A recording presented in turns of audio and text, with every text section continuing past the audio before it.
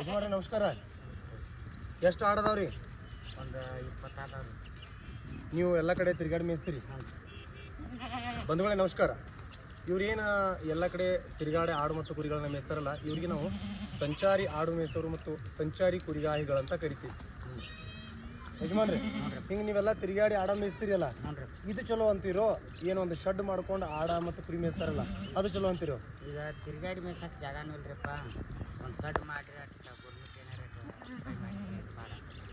ನಮಗೂ ಒಟ್ಟು ತಿರುಗಾಡಿ ಮೇಯಿಸೋದ ಚಲೋ ಅಂತೀರಿ, ಆದ್ರೆ ಭೂಮಿ ಇಲ್ರಿ, ಭೂಮಿ ಇಲ್ರಿ, ಎಲ್ಲ ಹೋಗೈತ್ರಿ.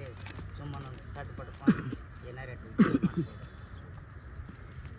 ಬಂಧುಗಳೇ, ಸಂಚಾರಿ ಕುರಿಗಾಹಿಗಳು, ಸಂಚಾರಿ ಆಡ ಮೇಯಿಸೋರು ಎಲ್ಲರ ಪರಿಸ್ಥಿತಿ ಇವತ್ತು ಏನಾಗೈತಿ ಅಂತಂದ್ರೆ, ಎಲ್ಲೂ ಆಡ ಮತ್ತು ಕುರಿ ತಿರುಗಾಡಿ ಮೇಯ್ಸೋಕ್ಕೆ ಜಾಗ ಇಲ್ಲ. ಎಲ್ಲ ರೈತರ ಹೊರಗೆ ಹಾಕ್ತಾರೆ. ಅದ ಕಾಯ್ದೆ ವಿರುದ್ಧವಾಗಿ, ಕುರಿಗಾಹಿಗಳ ದೌರ್ಜನ್ಯ ಕಾಯ್ದೆ ವಿರುದ್ಧವಾಗಿ ಮೊನ್ನೆ ಗಣವೇತ ಸರ್ಕಾರ ಕೂಡ ಒಂದು ಕಾಯ್ದೆಯನ್ನು ತೊಗೊಂಡ್ಬಂತು. ಆ ಕಾರಣಕ್ಕಾಗಿ ಬಹಳಷ್ಟು ಕುರಿಗಾಹಿಗಳು, ಸಂಚಾರಿ ಆಡು ಮೇಯಿಸೋರು ಶೆಡ್ಗಳು ಮಾಡಿಕೊಂಡು ಆಡು ಮತ್ತು ಕುರಿ ಸಾಕಾಣಿಕೆಯನ್ನು ಮಾಡ್ತೀವಿ ಅಂತ ಬಹಳಷ್ಟು ಜನ ಆಸಕ್ತಿಯನ್ನು ತೋರ್ಸಾಕತ್ತಾರೆ.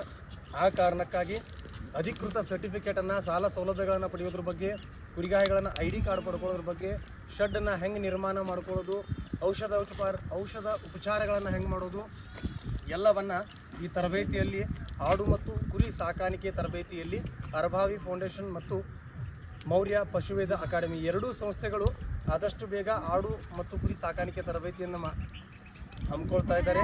ಇದೇ ಬೆಳಗಾವಿ ಜಿಲ್ಲೆಯ ರಾಯಬಾಗ ತಾಲೂಕಿನ ಮುಗಳಖೋಡದಲ್ಲಿ ಈ ಶಿಬಿರ ಏರ್ಪಡ್ತಾ ಇದ್ದು, ಇನ್ನೂ ದಿನಾಂಕವನ್ನು ನಿಗದಿಪಡಿಸಲಿಲ್ಲ.